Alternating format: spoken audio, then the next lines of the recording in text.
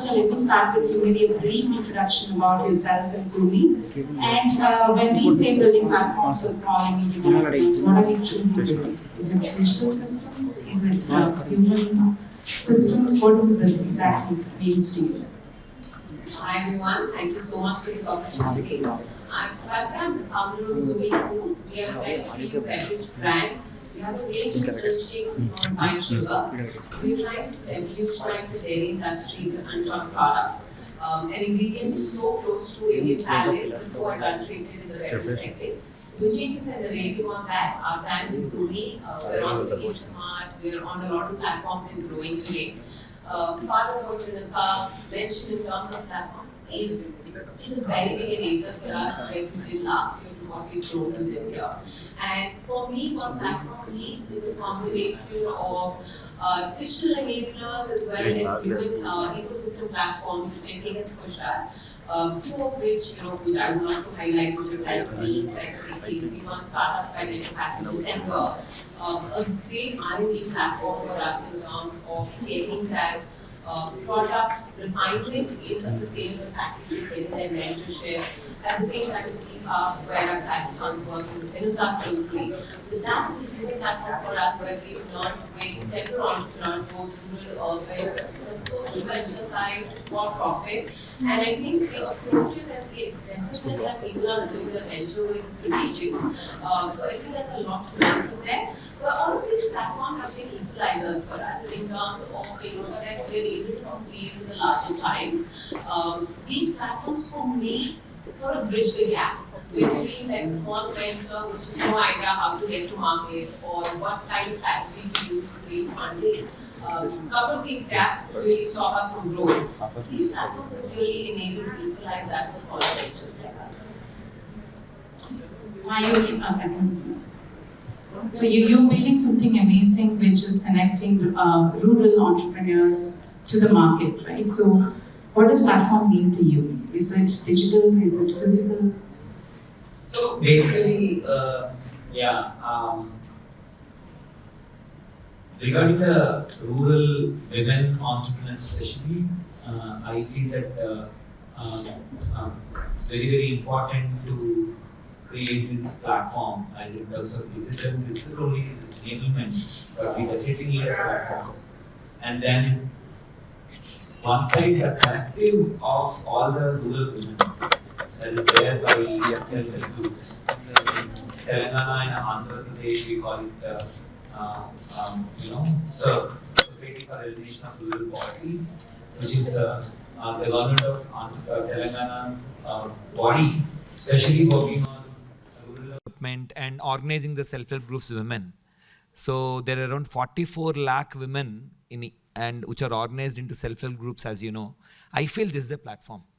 The officer which leads it is Divya Devarajan IAS, very, very humble IAS officer. And we have partnered with SUB specially to get the rural women's products and services out there and see how we can do the market linkage for them, capacity building for them. Second platform, I feel, which is being enabled by WeHub, very much your organization, wherein you're bringing all these self-help group women and trying to, I've attended the ramp program where you showcased every district women, what they're good at, various unique products from each district you have come up and you have showcased. And also you have started incubating them, giving marketing support, giving the finishing, etc. I think this is also a platform. The third platform definitely is the CSR procurement. So as Nirman, we bring that expertise of CSR procurement in terms of corporate gifting, especially, and other areas. So we work with 200 corporates. So having that network, as you mentioned, no? So it's corporate CSR network. That's another platform. I feel these are three platforms where I really feel are very important for rural, micro and small entrepreneurs. And in addition, there is one more platform that I would like to position in this powerful panel is also the global consumption wherein we have Nirman has built chapters in USA, for example. There are 8 chapters we've built in Bay Area and different places. And happy to share whatever, that is also one platform. So the fifth one I would like to mention is a technology platform that we have developed. There is Amazon, there is Flipkart, and they are doing good job in terms of enabling these products as well, our products as well. However, there is a profit margin which is there. So that's why we built from bootstrap swasha.org, which is a Swayam Shakti, swasha.org. That's also one technology platform that we've built which enables to people to do it. So these are 5 platforms that I would like to mention. It's very, very important. And coming to Nirman, Nirman is founded in 2005 in the College of BITS Pilani. In last 20 years, with inspiration of Abdul Kalam, we have scaled. We have started teaching 25 children, and one of the girl children dropped out. We said we will try to remove illiteracy and poverty.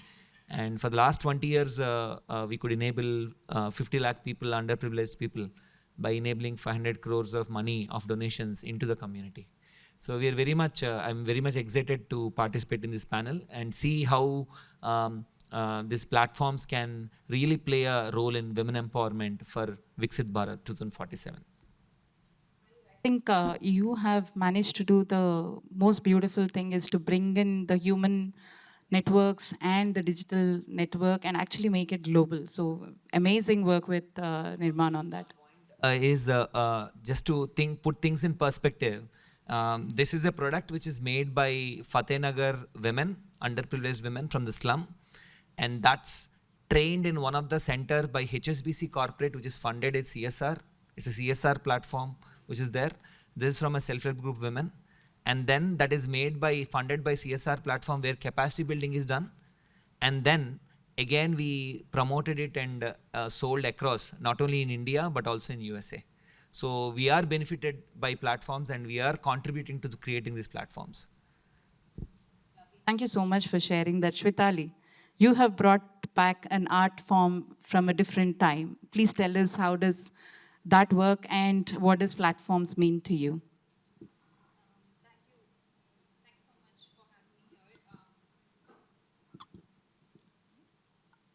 I'm Shwetali. I am the founder of Worthy Weaves. We are a sustainable handloom apparel and products brand. We majorly work with weavers and artisans across different states, majorly in Odisha and Telangana. My great-grandfather, Padma Shri Krutharthacharya, he was one of the extremely early revivalists of the Sambalpuri handloom. He literally worked his entire life to revive the Sambalpuri handloom, work with the weavers, and spent his entire life in building cooperatives, bringing out structures in the way weavers work, and get them that dignity. And Earthy Weaves is sort of my my contribution in carrying forward that legacy. What we are trying different here is we're trying to change the whole narrative around how we see handloom. Handloom is seen as something which we buy out of sympathy or for luxury or for occasions, but we're trying to change that and say that we're going to make handloom part of our everyday lives again. We're going to make it seen as something that our modern consumers can relate to a lot more. Now, coming to platforms, for an entrepreneur, a small-scale entrepreneur like me, or small-scale businesses, platforms cannot be just seen as apps or websites like we always perceive it as a technology platform or an app, but it's more around a bridge or an ecosystem. It has to be extremely holistic in a way that for an entrepreneur, it should help the entrepreneur to reduce any kind of friction that he or she sees, right? So it has to be a very holistic approach and a combination of all aspects that you're talking about. It has to be enough human, enough digital, and enough physical for it to sustain as an ecosystem and support the entrepreneurs in a way that they can work with less friction, because it feels extremely lonely, to work on ideas which are not mainstreamed. So I'll actually start this question with you only, Shwetali. How do you bring true parity between urban entrepreneurs and rural entrepreneurs when it comes to access to these platforms? I think it wouldn't be fair for us to see a similarity or parity between an urban entrepreneur and a rural entrepreneur, or somebody working in the rural setup with weavers, artisans, etc. Because the challenges, the situations, the day-to-day lives are extremely different in both the cases. For an urban entrepreneur, it's extremely different. The set of challenges or the set of support is extremely different than somebody working in the rural setup. In a rural setup or working with weavers, something very basic or something very basic to begin with is very important or very huge for them. Having the right kind of local partners, having the right kind of self-help groups or cooperatives who genuinely work towards their challenges and supporting them in the things that they look out for is a lot for them to take it ahead. So they need that small push for them to take the next step. I don't think there has to be a parity in terms of, equality in terms of how the support is given to an urban entrepreneur versus a person working in rural setup. But it has to be the right kind of dignity and respect that they need and support that they need. Would you like to add anything onto that? So I feel like rural and urban in India is today very interesting because rural has transformed in the last 10 years, right? A lot more enterprising, a lot more aspirational, and their buying power for things is changing over what's their priority in life. Given that, I feel rural India is thinking a lot more forward today. Some brands that I see, I'm in FMCG, they say that, you make it when your product is, you're able to sell it to rural India. So I feel like that's the epitome that we need to be catering to. While rural India, as rightly said, their needs are different. They're kind of like entrepreneurs there, the problems are different. And I think the biggest hindrance today in terms of enabling rural India is the product market fit, getting that over there and getting that out there. How to sell and where to be, I think Indians are very enterprising. We'll figure that out. Rather, we urban entrepreneurs are a lot more laid back, a little bit more cushioned, right? Like we can make a product and then we sit at home and think that it's going to sell by itself. I feel it's the opposite over there, that they know how to sell. They're very enterprising. If it has to go anywhere, they can make a case for it. But it is how to get that product out there. How do you really differentiate your product? How you put it out there with the USP that people will buy? So I feel the hand-holding is very different, but it's a great time for merging rural and urban. I think there are a lot of synergies where urban products and entrepreneurs want to sell to rural. Rural India has solutions and ideas which span over across India. So I feel like, as rightly mentioned, the need and catering is different. While urban, we're very confused as to how to go to market and there's a lot of clutter and noise. Rural India doesn't have that clutter and noise today. They're very good at selling it, but the real problem comes in bringing those products to market. So I think that brings me to the next question. Like you brought up something very interesting, that there's no lack of ability to sell. But at the same time, my observation has been that there's a lack of knowledge sometimes, or a lack of reliable knowledge. That is where I think platforms can also be very powerful, right?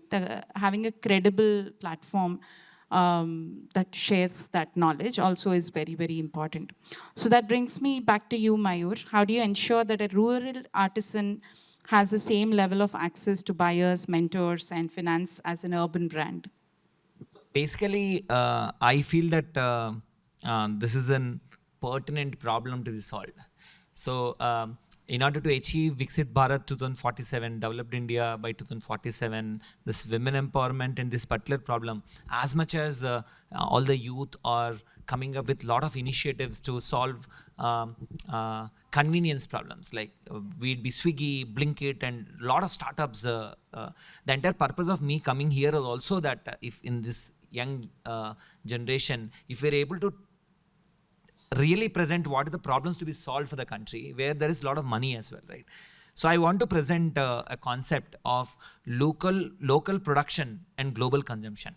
Local production and global consumption, right? So I want to really put this as a challenge for everyone. We are building one such platform called swasha.org, swayamshakti.org. That's what we are building from Nirman side. And I would like to present this case study and how we are solving. But I would like to see if it can instigate some thoughts in these youth who are watching in solving this problem of how do we ensure that a rural artisan gets the same level of access to buyers, mentors, and finance. So there's a 7-point model that I would like to propose. So with our living experience, the first thing that we did is we went around and understood that the urban living that we have, all the metropolitan crowd who are living in MNCs, who are working in MNCs and living, that is one. And also across the world, the lifestyle. And we have started curating products, understanding what are the kind of products we are generally using in our urban landscape, right? So that is one. The second step that we did really well is we started designing products according to what is necessary for the urban lifestyle. The third, what we did is we started putting in vocational training centers, not only in Hyderabad, but in rural, remote parts like Kottagudam, Bhadrachalam, and various places, by from underprivileged. The next step being, the fourth one being, among those, whoever are women, especially rural women, who are willing to work hard and got training well, and who are willing to take it to the next level, we have started production units at the rural places. And so these rural production houses, small ones, which are decentralized, are able to create products what we require, because already design is set as per the urban market. The fifth point that what we did is we created a warehouse not only in Hyderabad but also in decentralized warehouse across Telangana, where these products like this are being made in tribal and rural Telangana and being brought gradually to district level and then to the Hyderabad warehouse in Fatehnagar. The sixth point that we did is corporate linkages with our 200 corporates. They started giving us stalls.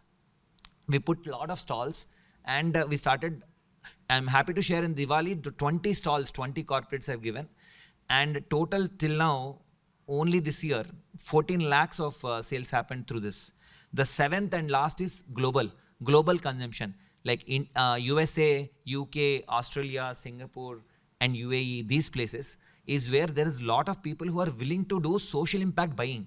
That's what we are calling it as impact buying.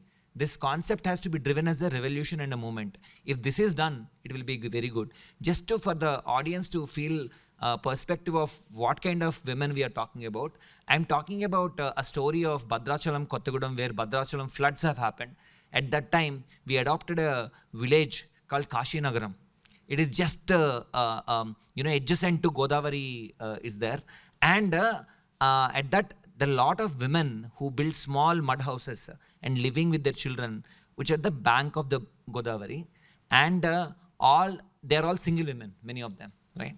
So what we did is, along with giving whatever relief material, we also built we started giving sewing machines and also started getting training for them. Now we are setting up a proposed production unit there, so that those 10 women will also be part of this network. And this has to be solved completely different from a for-profit motive. For-profit always thinks about centralizing, single warehouse, etc. If impact buying and impact thing has to be done, that has to be decentralized, and we have to build as per their needs, and with local production, that is somewhere in Bhadrachalam, all the way to USA. Last year, this product has been taken for two consecutive years, 120 such are ordered from USA chapters. So this is what I want to present to this platform through you. Thank you so much, Mayur, for doing all the great work that you're doing, especially being able to target such small, like you said, that's a very, very beautiful point that you said. Progress does not happen all centralized, right? To understand that, I think we are going a full circle. Progress doesn't happen always centralized. Yeah. We need to solve for us. Right, absolutely. And kudos to all that amazing work that you're doing for women entrepreneurs. And thanks from all of us in the room for that. Tapasya, I have one question, interesting one for you.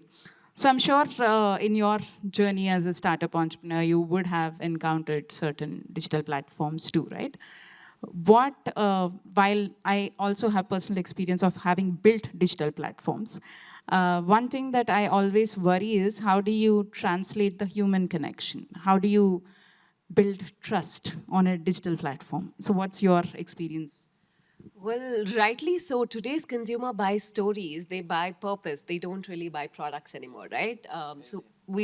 Yeah, because we can't really go and say, hey, it's a milkshake, buy a milkshake. You have thousands of brands selling it. And that's why today founder-led content has become and surpassed, influencer content or UGC content and further. Everybody wants to know who's building it, why are they building it, what is the purpose. While technology platforms really help us get the product out there, and that solves the availability problem, the real last mile of pushing the product into a consumer's hand, buying a consumer's belief and their buy-in for a product is a completely different game. And I think with that is a merge of digital and offline storytelling. For example, right now, whether it's digital platforms like Swiggy, Instamart, Blinkit, Amazon, the rest that we're on, there's hardly any purpose if the consumer doesn't know who's the brand and why are we selling it. So that goes hand in hand with a lot of social media or offline sort of consumer engagement for them to know who is the brand owner, why are they doing this, and if it's no sugar, which is our biggest USP, what does it really mean, right? Because today there are thousands of brands that say no sugar and other formats of it. Are we different? Are we the same? Why should they buy us and pay more for us? And I feel like buy-in comes only when you engage with them offline. Today, I think we've gone away from the COVID time where everything was digital to today being a digital and offline combination, whether that's selling it, buying consumers sort of take in it or their trust in your brand, it comes offline. Unless a consumer touches, feels a brand, they don't really want to take it, right? Because there are thousands of people selling to them. Unless they really see a product, taste our milkshake, see that they like the taste, then they might go back to a Swiggy Instamart and buy us. But it always comes down to having that story that true brand building comes with building trust, not just with digital platform availability. And I think that's the same with enablement platforms. There are a lot of them in digital which sort of give you either subsidies or mentorship, or you get guidance on certain processes. But the true value that we've gotten with both Tetra Pak as well as VHub is the mentorship that we got from them, right? From VHub is with Vinita, the rest of the leadership of VHub, as to how can we actually tap into resources that will enable us as a particular venture to move forward. So was it with Tetra Pak.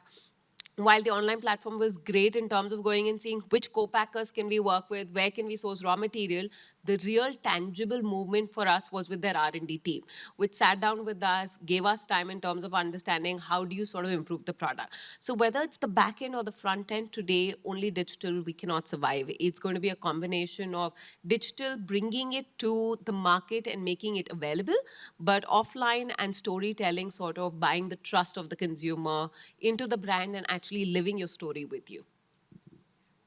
So Shwetali, the question will be continuation. Like she very rightly pointed out, I think urban, we don't have any issue adopting digital tools, right? I think we first jump onto the digital tools and then figure out what we are building also sometimes.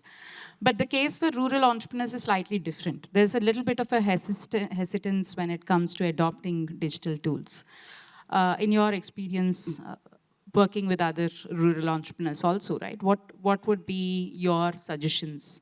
Or how do you think rural women, rural entrepreneurs should look at it? Very rightly said. It's very easy for us, people living in urban areas, to adopt to technology and then figure out what it is. Like we figure it out on the way. But in our experience, while we work with local partners in extremely remote rural areas, or working with our set of weavers who are entrepreneurs at their own levels, in our clusters, digital or technology is seen as something that they're extremely fearful about.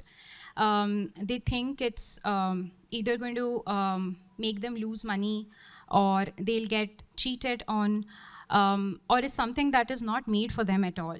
And what has really worked for us, or can sort of work in different situations, is starting from where they are. They are comfortable with their own realities, where they are with their local partners, with their local people right there.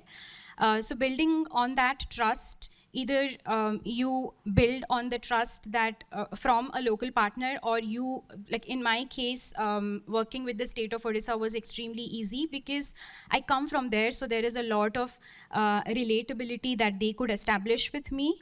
And working on the trust, building upon that made it much easier. So making sure that the local partners, the local stakeholders are very well included in all the changes that we are going to do helps really a lot. And second is starting from something that they are aware of. From the vastness of all the technology or platforms or digital stuff available, there are a couple of easier digital stuff which they are comfortable with or can be made comfortable with. Like WhatsApp, for example, is extremely easy for them because they have been using it. So starting as simple as that helps them build that trust and think that, okay, this is going to work for me, and then take it from there is something that has helped us. And third is making them realize that technology and digital is going to help them, is going to make their lives much easier rather than being a threat. So constantly working with them with the right kind of use cases, saying that this is how it's going to help. This is where it's going to help you very tangibly. Helps to, for better and easier adoption to digital tools than just bombarding them with XYZ stuff around.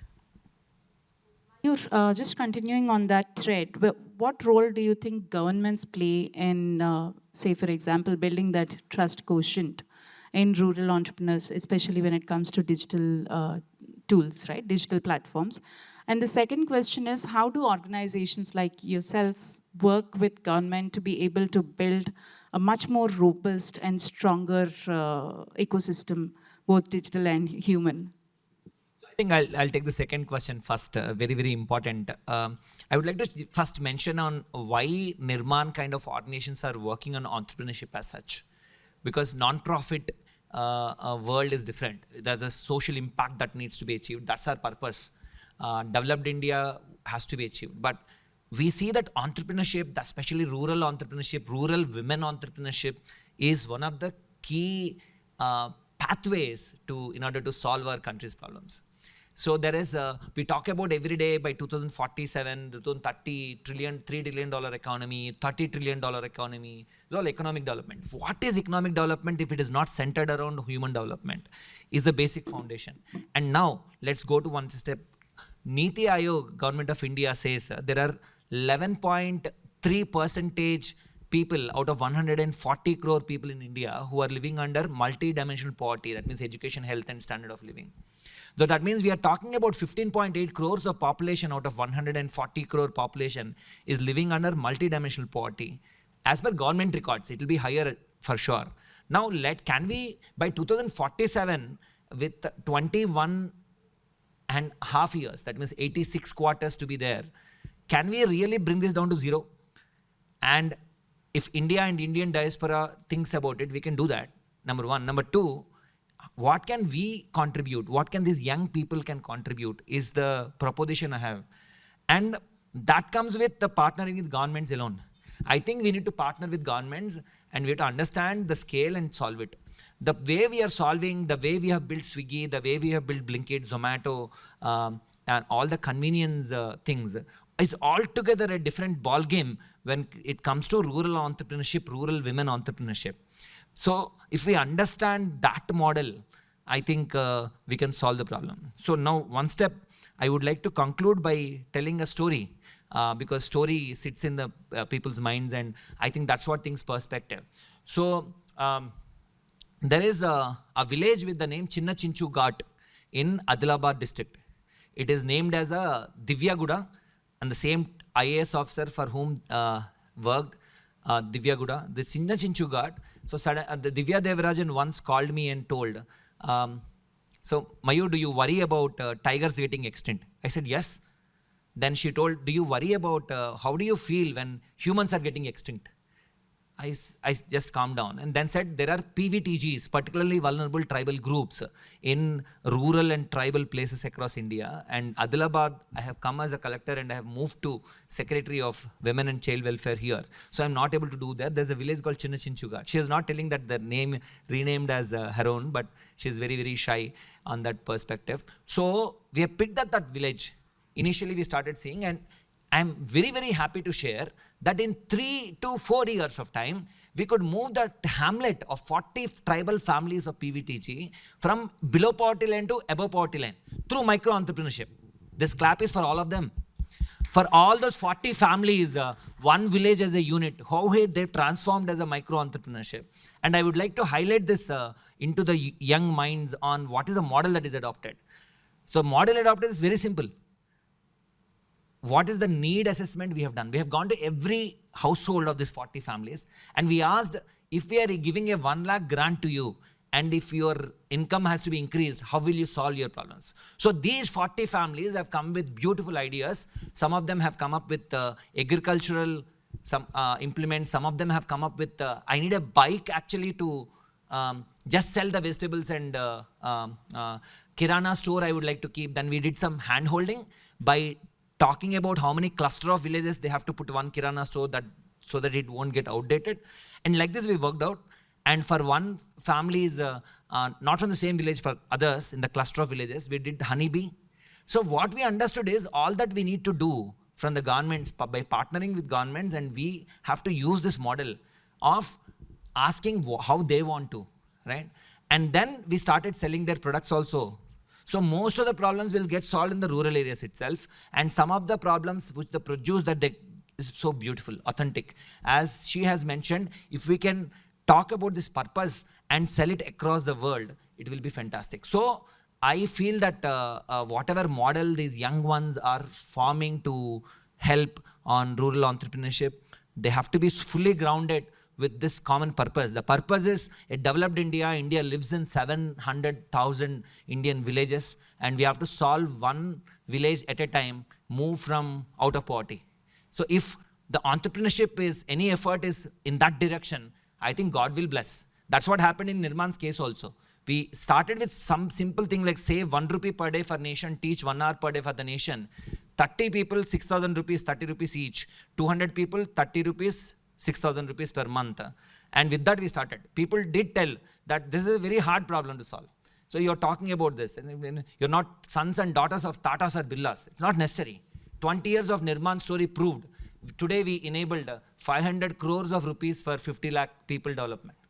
So I wish all the best, and I think partnering with government is so good, so important, and having that village, one village at a time, and building this platform is very, very important. Technology and all, everything can be solved.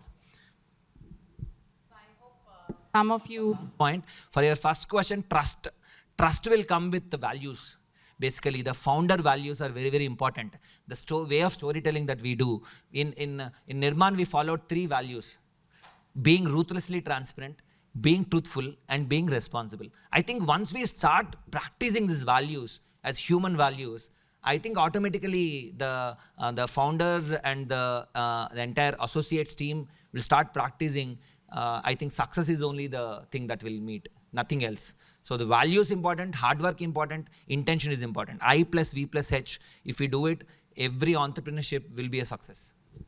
Hope at least a bunch of these young people will follow your path and work for the rural entrepreneurship. Do we have any interested folks? I'm sure he'll give you some time to mentor. Happy to. Yeah. Wonderful. Kalam has reached out to so many millions, and we are one of them who founded Nirman, and inspiring. We felt we have to ignite more minds, next generation. So all of us together for all the rural entrepreneurs, women entrepreneurs, shall we do a Chuck Day? I'll say 3, 2, 1. With right fist full, we'll do Chuck Day, okay? On a count of 3, 2, 1, Chuck Day! No, not enough. I don't think this is the energy that we are carrying. Entrepreneurship needs a lot of energy. Let's do it once more. On a count of, together. 3, 2, 1, Chuck Day! Wonderful. Thank you for that boost of energy, Mayur. Ms. Zumi, you have Rasmalai Shake, you have Gulab Jam Shake, Rose Kulfi. So she's doing something amazing in the space of milkshakes, bringing the Indian tradition back, right? How does innovating, I mean, this is a very both daring thing to get into, right? How does innovating without losing your authenticity work out? I think, honestly, this combination has been the core perspective driving us, that in a market which is crowded with a lot of products, how do you put out innovation and what does it truly mean? But at the end of the day, authenticity is what sells the product later. When our products, for example, milkshakes, our innovation is that it doesn't have sugar. When a normal chocolate milk has 12% sugar, we have 1% jaggery and monk fruit, hopefully soon no jaggery as well, but it has that USP which sort of buys in the need in the beginning. But the later longevity of a consumer is only based on product authenticity. And that comes with, I feel, too, we don't have to innovate the wheel completely. You have to connect with the consumers, with their roots, with their today's lifestyle and what their consumption patterns are, right? So that's why we chose milkshake, which Indians today consume, I think on a daily basis, milk product goes into our body without us thinking about it. So how can we make that better? But also how can we connect to them in ways that today's consumer think about it, right? We love rasmalai, we love Indian sweets, but how often do we really consume it without feeling guilty? So that's what we wanted to bring back. Diwali pe you have rasmalai, but you can have it on a daily basis as well. Today's Indian consumer is also very aspirational, and when you go to a cafe, you order a matcha or a tiramisu or a cheesecake, and there's not one person who's not had that. So that's what we want to bring to the aisle, saying we know what you like, we're going to bring that to the aisle with our take of innovation in it. So I feel it's a two-way street where innovation comes from your ethos and your sort of mottos over there, but the authenticity comes when you connect with the consumers. I think that's the part of authenticity that makes a product different from the mass that is there, when you take your vision and sort of put your consumer spin on it. So that's where when we did a lot of focus group in the beginning as well, people were bored of the badam milk or the pista milk or vanilla milkshake, right? They're like, wo ho gaya, like my kid drinks that, and it's not exciting for me to carry it around. What they really loved is dessert concept. What they really liked is cafe mein, I don't want to pay 250 or 300 rupees for a matcha. If I can pick it up on the go for 50 rupees, I would love that. So it's taking those aspirational side that a consumer already has in mind. Can we read that and bring that to them in a more affordable manner with our innovative spin in it? So I think innovation, authenticity go hand in hand. Innovation comes from the company side, from their core values. But authenticity comes when you really connect with the consumer, when you bring their perspective into your product. Same thing for you, Shwetali. You are bringing back, like you said, how do you make it an everyday product, right? So how does that work? Like what you're wearing, is that your handloom? Yeah, so maybe we can talk a little bit about that. Yeah, yeah.